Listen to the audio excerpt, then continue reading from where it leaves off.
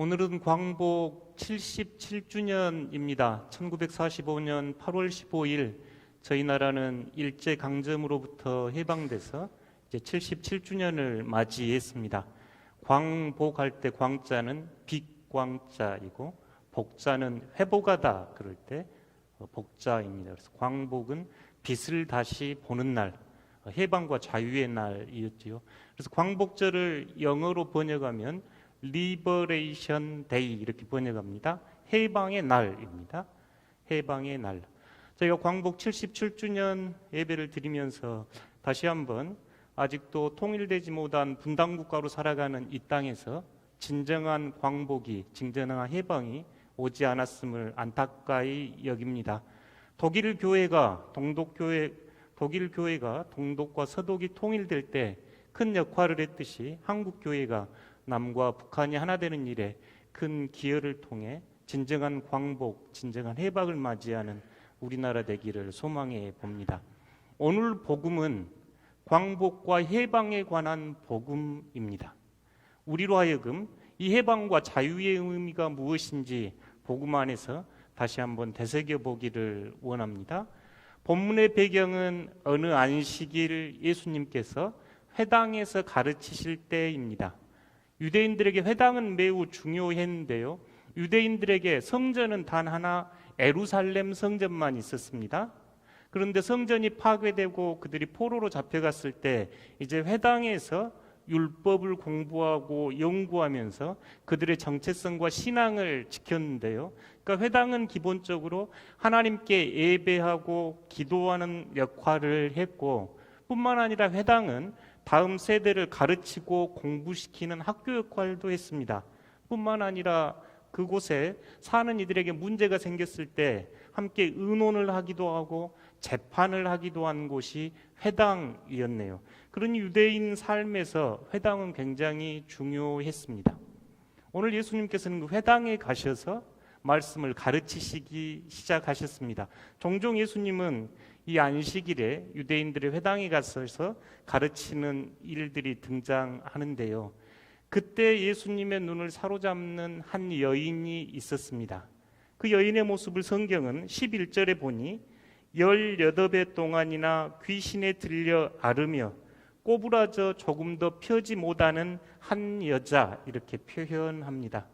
18해 동안 귀신에 들려 앓으며 이 표현을 읽어보면 질병에 빠져서 매우 힘이 없고 연약한 한 사람입니다. 18년 질병을 앓았으니 그 고통이 얼마나 컸겠고 귀신 들려 앓았으니 그의 삶이 얼마나 피폐했는지 상상이 됩니다. 뿐만 아니라 등이 굽어가지고 조금도 펼 수가 없는 사람 이렇게 모습을 그렸습니다. 이 여인을 가만히 이렇게 생각해 보면 참으로 비참하기 그지없구나 하는 생각이 듭니다. 남성들도 외모가 중요하고 요즘은 꾸미는 세대라 합니다만 이 한 여인의 삶에서 질병이 완연하고 등이 굽어 있는 모습 생각만 해도 조금 안타깝습니다. 18년 동안 그 당시 평균 수명을 생각해 보면 이 여인에 대한 정보는 없지만 아마 인생의 대부분 지금 이렇게 비참한 삶을 살아야 하지 않았을까 하는 생각이 듭니다. 저희 어머니도 등이 이렇게 굽어가지고 다른 건 몰라도 등은 좀 펴줬으면 좋겠다 이 이야기를 하시는데 벌로 들리지 않았습니다. 왜 그러신가요? 하고 여쭸더니 창피하답니다. 등이 굽어가지고 이제 평생 농사 짓다가 등이 굽어져서 아들 입장에서는 그러실 수 있겠다 싶은데 본인은 창피하다 이렇게 표현하시는 걸 보고 이 여인의 고통이 조금 짐작이 됐습니다. 사람이 꼿꼿이 서서 하늘을 바라보고 앞을 바라보고 살아야 되는데 등이 굽어가지고 하늘을 등지고 땅을 바라보고 있는 삶 얼마나 피폐했을까. 육체적인 고통 외에도 그 당시에 사회적으로 또 종교적으로 얼마나 고통이 심했을까. 이 여인의 자리가 마음이 아픕니다.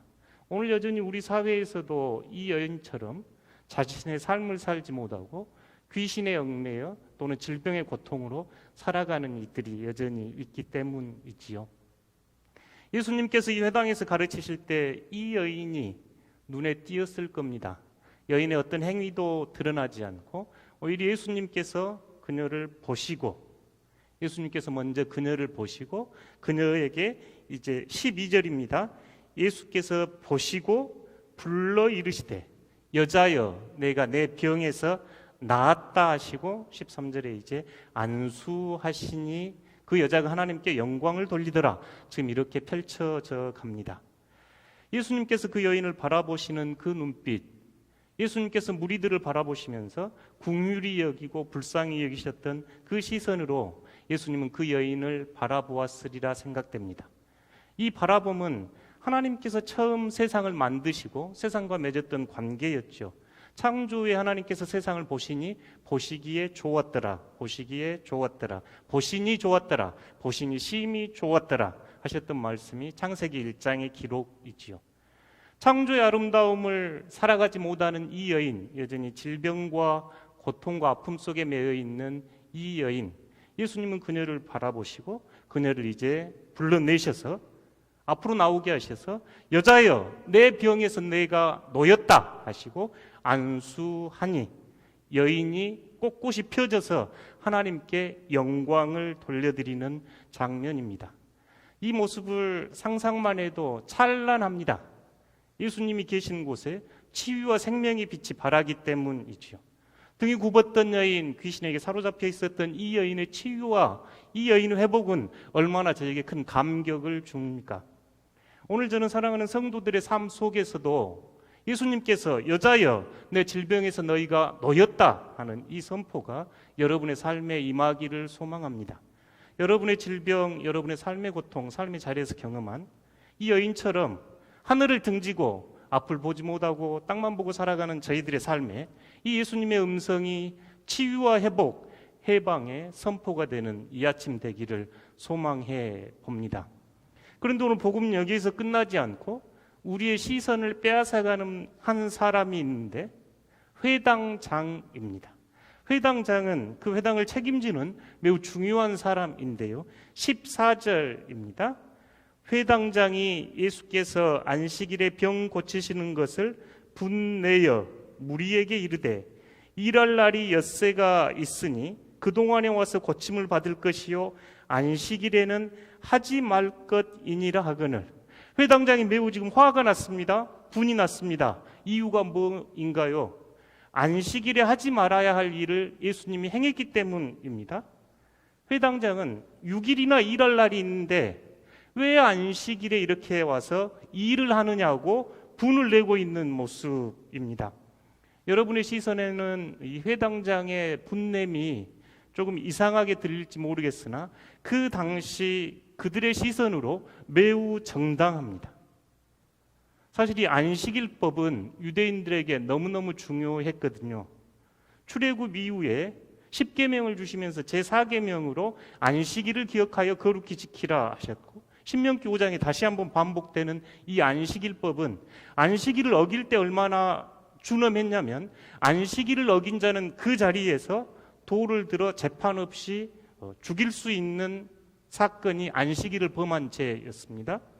그런데 복음서를 읽다 보면 예수님은 종종 이 안식일에 트러블 메이커처럼 등장합니다. 예수님께서는 안식일에 병자들을 치유하셨고 예수님의 제자들은 밀을 까먹는 등 또 도발적인 메시지를 통해서 예수님과 그 당시 바리새인들, 오늘은 회당장, 심지어 고향에 가서도 이 안식일 날 예수님께서는 도발을 하고 트러블 메이커처럼 행동하는 날이 이 안식일입니다.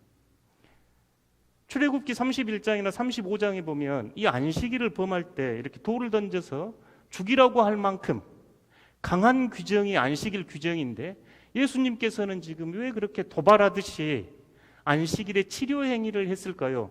그러니까 회당장의 눈에 이 사람을 치료하는 것은 안식일에 일하는 것이었습니다.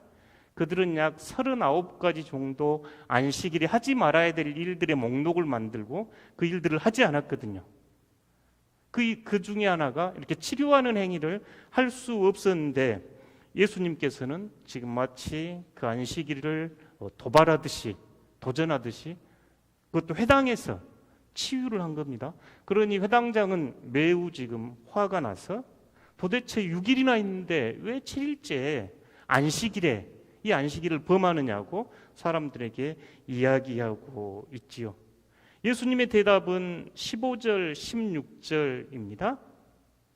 주께서 대답하여 이르시되 외식하는 자들아 너희가 각각 안식일에 자기의 소나 나귀를 외양간에서 풀어내어 이끌고 가서 물을 먹이지 아니하느냐. 그러니까 그 당시 지금 안식일법에는 하지 말아야 될 일들이 있었는데 할 수 있는 일들 중에 소나 나귀, 그러니까 짐승들을 외양간에서 끌어내서 위에 짐만 실지 않으면 끌고 가서 물을 먹여도 된다. 지금 이 규정이 있는 것을 들어서 외식하는 자들 하면서 예수님의 말씀 16절에 함께 읽어보겠습니다. 그러면 18해 동안 사단에게 매임받은 이 아브라함의 딸을 안식일에 이 매임에서 푸는 것이 합당하지 아니하냐? 짐승은 끌어서 풀어가지고 물을 먹이는 건 괜찮고 18년 동안이나 사탄에 매여 있는 이 사람을 안식일에 풀어주는 것이 합당하지 않느냐 지금라고 예수님께서 말씀하시면서 위선자여 이렇게 이야기합니다.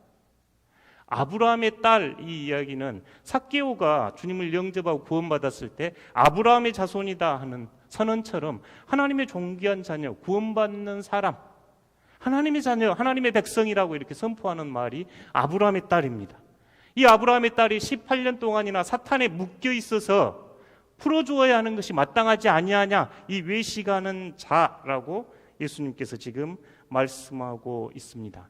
그리고 마치 결론처럼 이 일로 인하여, 이 예수님의 말씀으로 인하여 부끄러움을 느끼는 사람, 수치를 느끼는 사람과 하나님께 영광을 올려드리는 사람이 있었습니다 하고 오늘 복음은 우리에게 전해줍니다. 저희가 깊이 생각해 보기 원하는 것은 예수님께서는 왜 이렇게 안식일 날 돌 맞아 죽을 각오를 하듯이 일부러 도발하듯이 이런 행위를 하셨을까요? 예수님은 왜 안식일에 회당장의 말처럼 다른 날도 많았는데 이 안식일 법을 어기면서까지 지금 치유를 하고 그들을 도전했을까요? 예수님이 말씀으로, 행동으로, 또 삶으로 보여주고 싶은 이 안식일의 참된 의미가 무엇일까요? 오늘 복음은 우리로 하여금 그 의미를 깊이 새겨보게 합니다. 안식일에 대한 예수님의 명확한 선언은 마가복음 2장 27절입니다. 함께 읽어보겠습니다. 안식일이 사람을 위하여 있는 것이요 사람이 안식일을 위하여 있는 것이 아니니 인자는 안식일의 주인이니라. 아멘. 예수님은 아주 명료하게 하나님께서 주신 율법의 의미에서 안식일을 잘 지키라 하셨던 이 이유는 사람을 위해서 준 겁니다. 모세오경에 따르면 창조의 하나님을 기억하고 출애굽 구원의 하나님을 기억하면서 쉼과 회복의 날이 있는 사람을 위한 날입니다. 그런데 지금 유대인들은 이 율법을 점점 강화시켜가지고 사람을 위한 날이 아닌 안식일을 위한 사람으로 지금 바꿔버렸다고 예수님께서는 말씀하시면서 인자는 안식일의 주인입니다. 주님께서 안식일의 참된 주인입니다라고 말씀합니다. 누가복음 4장, 6장의 안식일 모습을 통해서 예수님께서는 안식일은 오히려 무엇을 하지 말아야 될 날이 아니라 적극적으로 선을 행하고 생명을 살리는 날이 되어야 한다고 이미 누가는 복음서를 통해 말씀해 주시면서 오늘 누가복음 13장에서 다시 한번 안식일의 의미를 되새기게 하는 말씀이 누가복음 13장 16절입니다. 말씀을 천천히 한번 봐보십시오. 그러면 18해 동안 사탄에게 빨간색으로 해놨는데 매여 있는 겁니다. 묶여 있습니다. 억압당해 있지요. 매인 바 된 이 아브라함의 딸을 안식일에 이 매임에서 푸는 것, 안식일의 참된 의미는 뭔가 묶여 있고 매여 있는 것에서 풀리고 해방되는 것, 지금 예수님께서 이렇게 말씀해 주십니다. 묶여 있다, 감옥에 갇혀 있다 이런 뜻이거든요. 바울이 사슬에 묶여 있다 할 때 이 표현을 쓰고 묶여 있는 자가 자유와 구원과 해방을 맞는 날이 안식일입니다 하면서 안식일의 의미를 다시 한번 생각하게 합니다. 바울은 빌레몬서 1장 1절에서 그리스도 예수를 위하여 갇힌 자 된 나 바울은, 한글은 이렇게 돼 있는데, 그리스도 예수에게 갇힌 자 된 나 바울은 그럴 때, 갇힌 자, 예수에게 매여진 자, 예수에게 묶인 자 할 때 그 단어가 지금 여기 매인 자 이렇게 돼 있습니다.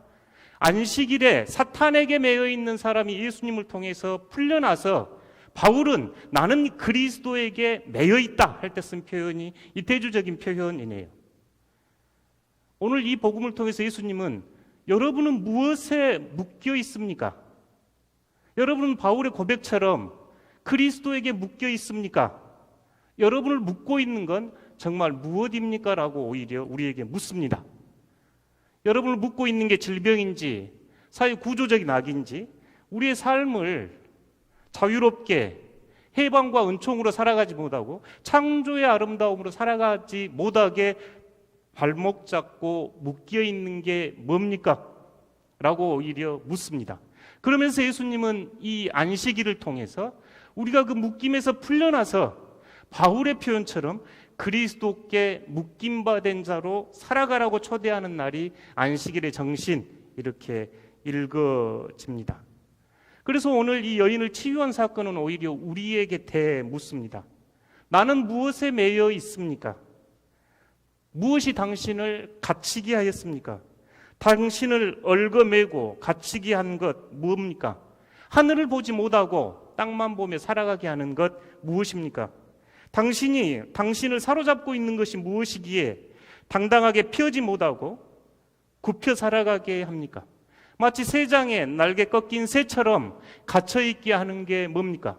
5톤이 넘는 저 코끼리가 작은 말뚝에 매여서 학대받으며 살아가게 하는 것처럼 여러분을 묶고 있는 것이 뭡니까? 이 안식일은 진지하게 묻습니다. 예수님은 여자여 내 질병에서 너희가 놓였다 하듯이 오늘도 여전히 우리에게 이 복음을 통해서 여러분을 묶고 있는 것에서 해방과 자유의 주일이 되십시오. 해방과 자유의 복음이 되어야 합니다 하고 우리를 초대합니다. 회당장처럼 율법과 여러분이 아는 신앙이 여러분을 묶고 있습니까? 대자유인으로 호연지기하며 활동하게 살아가지 못하고 좁쌀만한 생각하고 좁쌀만큼 생각하고 자신을 얽매고 타인을 얽어매고 회당장처럼 살아가게 하는 우리 행동은 뭡니까? 라고 이 안식일 본문은 오히려 우리에게 묻습니다. 여러분은 어디에 묶여 있는가요? 예수 그리스도께 묶여 있습니까? 아니면 세상의 염려와 세상의 물질과 세상의 쾌락에 묶여 있는가요? 이 복음을 묵상하면서 생각나는 영화가 쇼생크 탈출이라고 하는 영화입니다. 90년대 중반에 개봉한 영화인데 그 당시에도 매우 많은 분들이 보았고 미국에서 연구 보관하는 100개 영화 중에 하나에 선정됐다고 할 정도로 유명한 영화이지요. 여러분 보신 분들도 계실 건데 이 쇼생크라고 하는 단어는 쇼생크 감옥이었고 탈출로 이 번역해 놓은 영어 제목 보면 리뎀션입니다. 교회에서 구원, 우리가 구원하다 그럴 때 구원할 때 리뎀션 쓰거든요. 쇼생크 구원 이게 좀 어색했던지 쇼생크 탈출 지금 이렇게 번역해 놓은 이야기입니다. 이 쇼생크 탈출의 이 영화는 여러 장르에서 재해석이 되는데 또 이 신앙을 가진 이들도 재해석을 많이 한 영화가 이 영화이네요.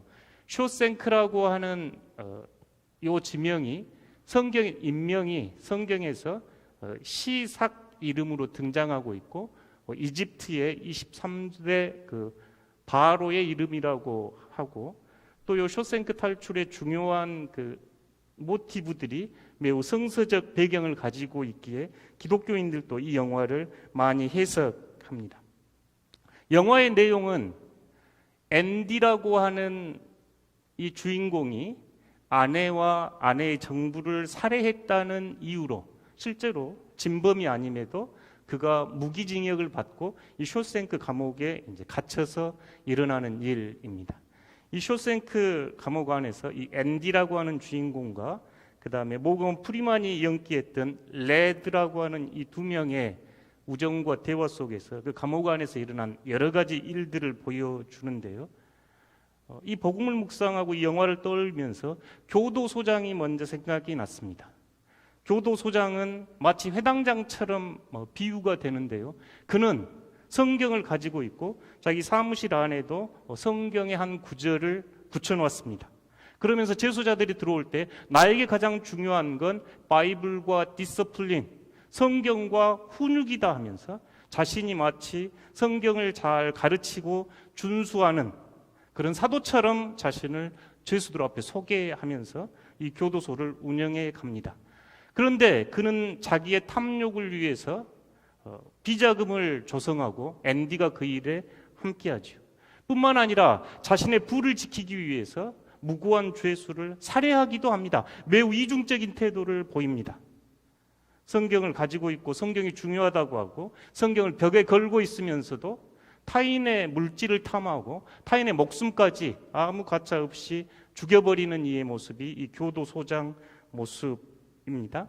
오늘 위선자여, 이중인격자여 할 때 그의 모습이 떠올리기도 했습니다. 앤디가 이제 19년의 감옥 생활을 보내면서 탈출을 합니다.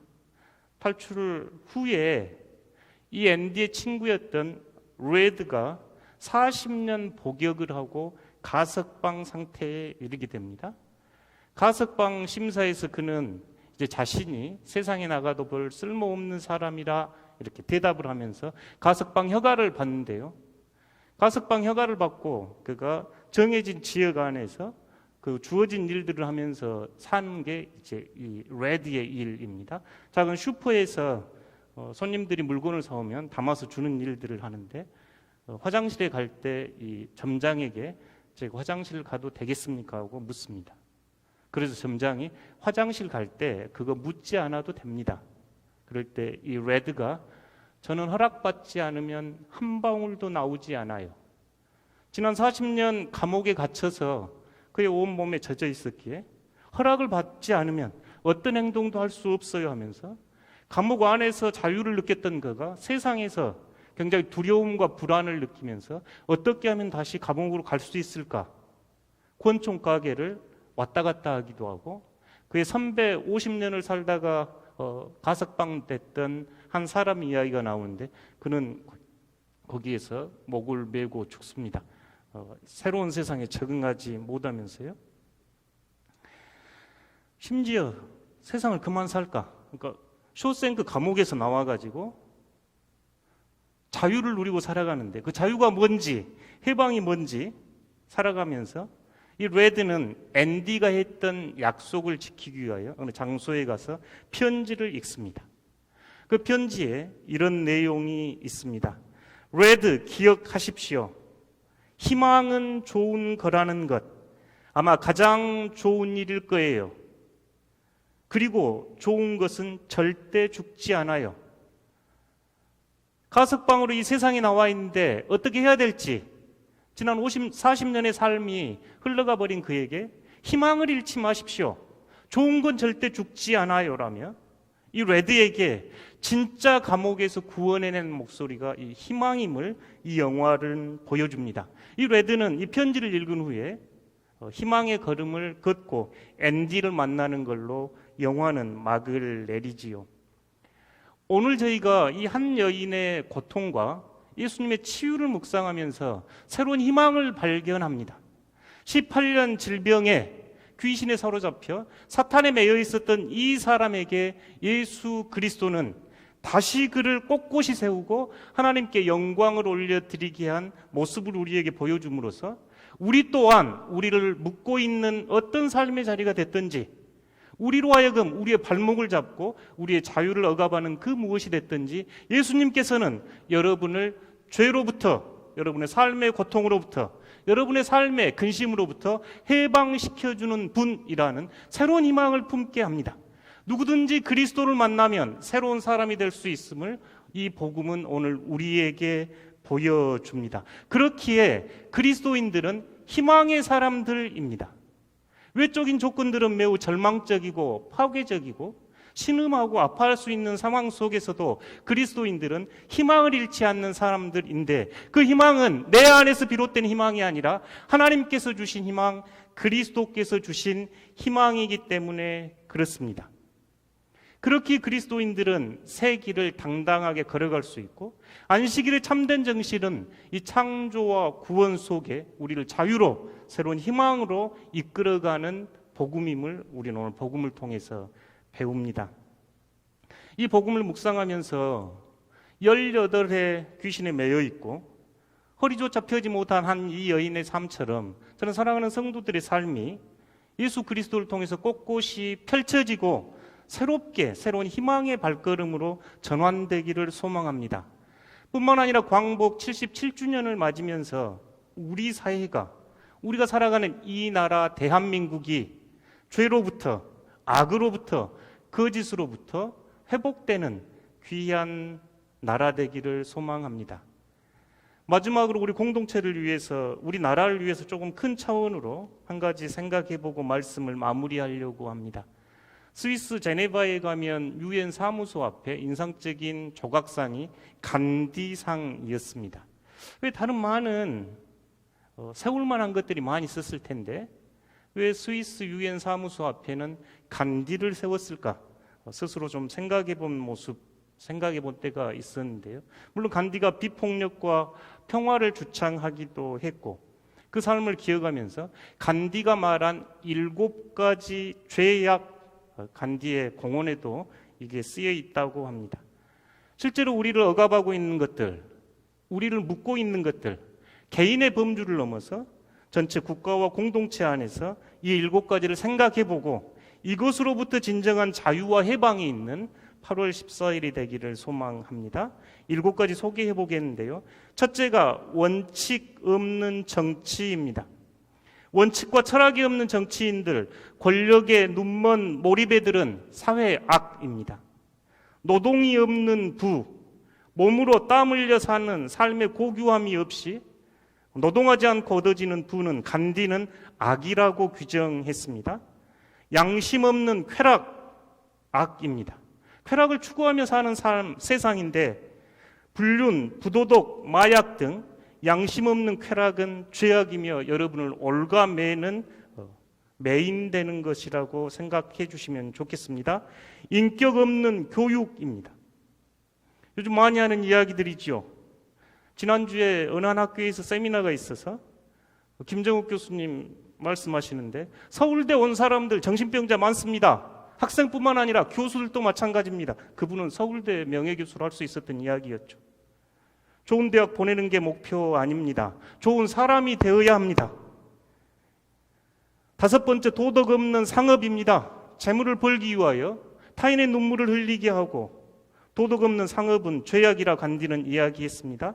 6번째, 인간성 없는 과학. 우리 시대에 많이 느끼고 있죠.